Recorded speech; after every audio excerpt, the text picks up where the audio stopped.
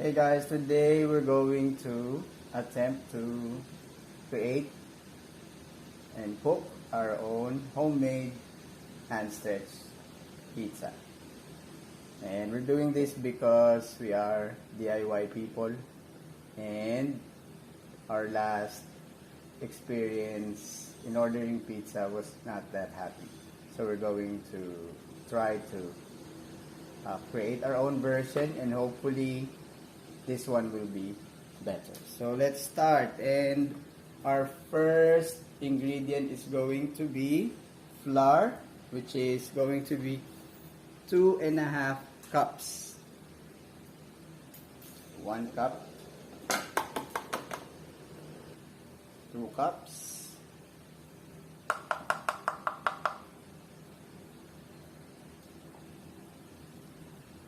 and a half cup.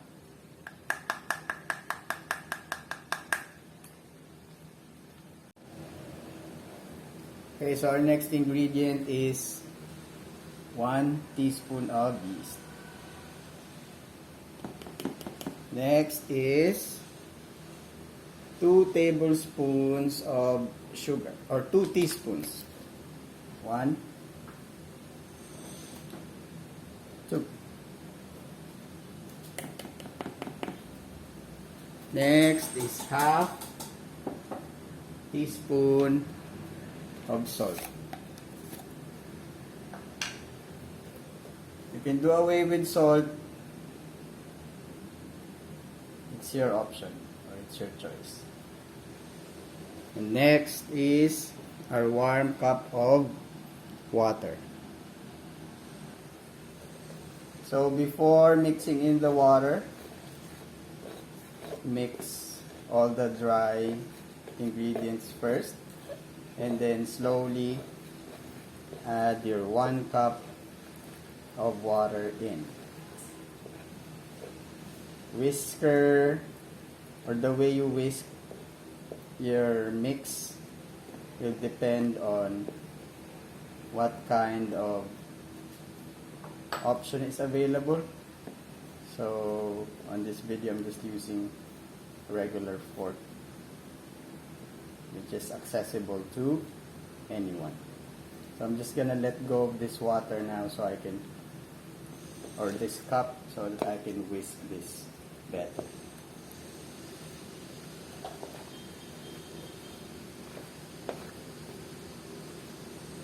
Try to make sure that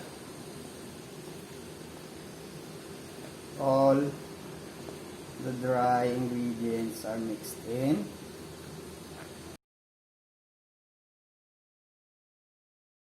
So after mixing or whisking, you will now transfer this to your table, your flat surface area. But before you do so, add some flour so that it won't stick. And get ready to knead. Now going to transfer this here. Now for the kneading process, it's going to take some time, so be very patient. Use both hands.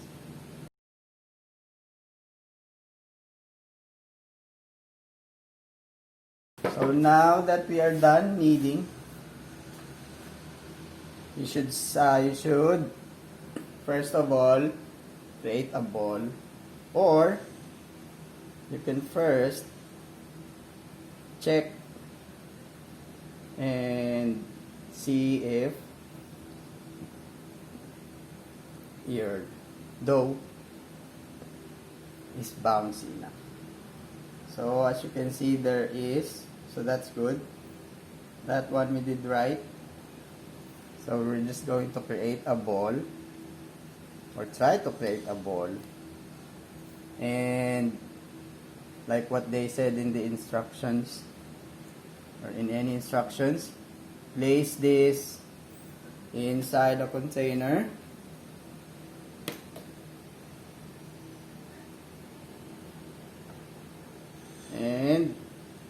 cover.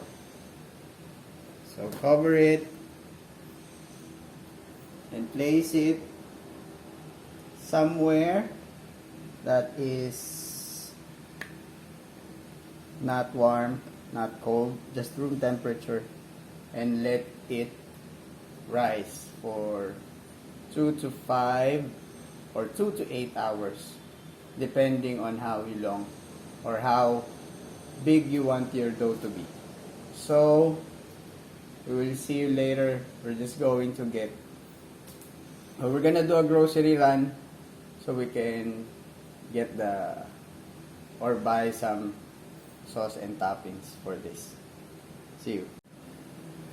Okay, so we're back from the grocery, and it's already been approximately 3 hours or more since we've let the dough rest. And now let's see how it looks like, or what it looks like. And voila, it now doubled in size as expected. So now we're going to start hand stretching our pizza, and we're gonna do that with our contraption here, which is this foil over tray setup.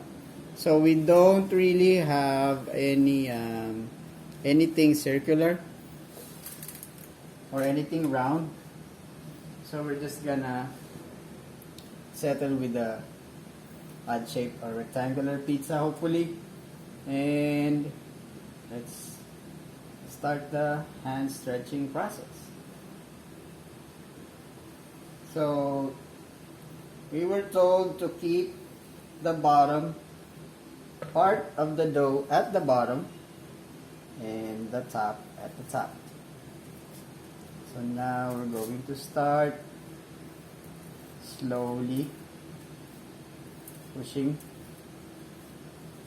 and stretching, and that way we stretch out our dough. And let's see how this works, or let's see what this is going to look like.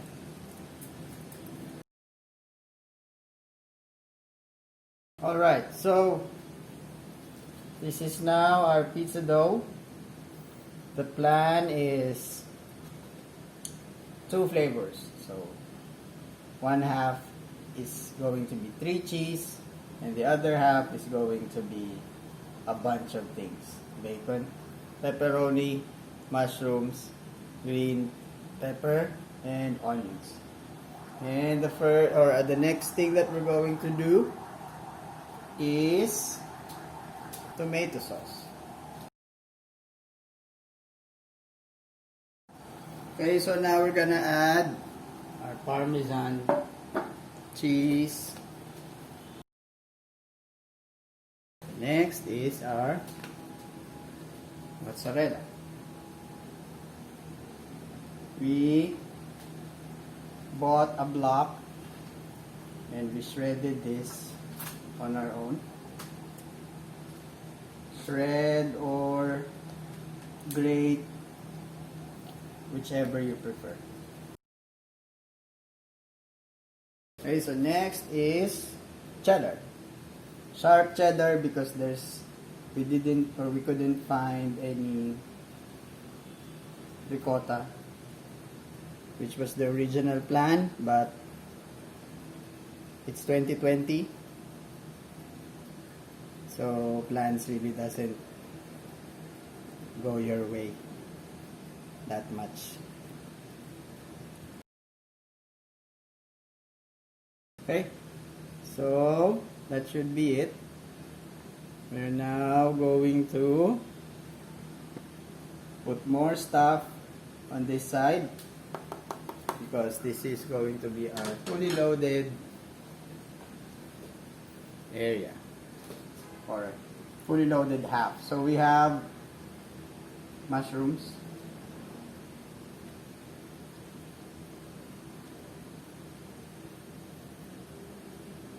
This is just canned mushroom. You have other options, go ahead. You can do that too.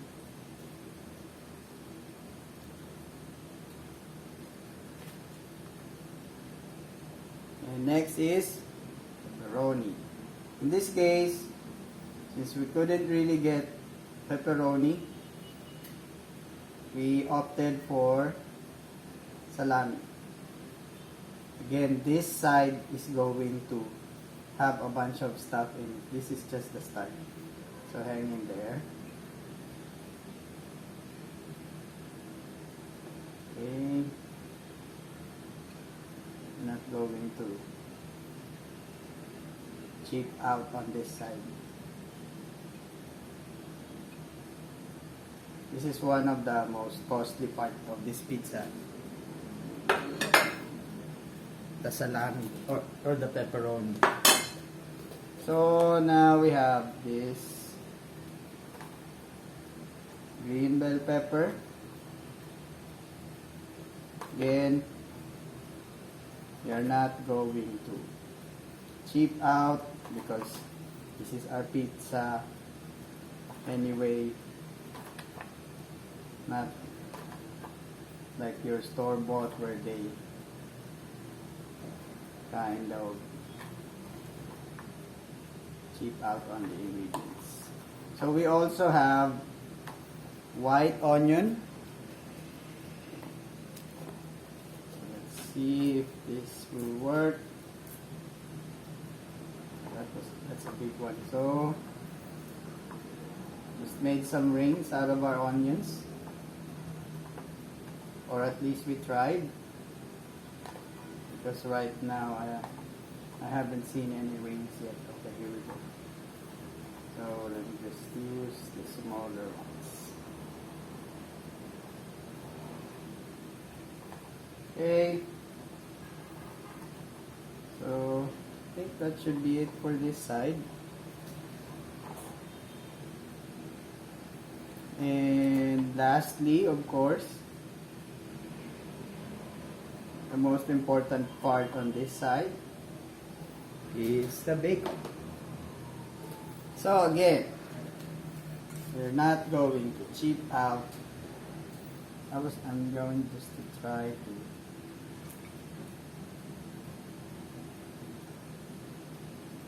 so that's not gonna happen. Going to layer this out. We're not going to do bacon bits. We're going to do bacon. Plain bacon, just pure bacon. This is, by the way, flavored. You can get non-flavored bacon if you want.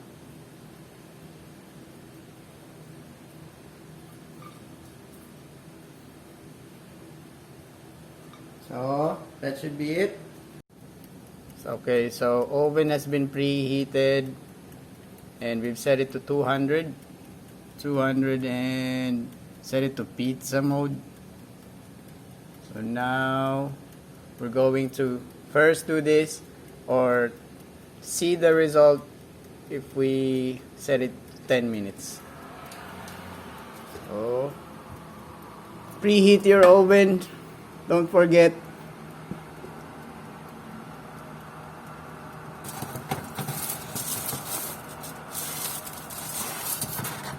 Okay, here we go. 10 minutes.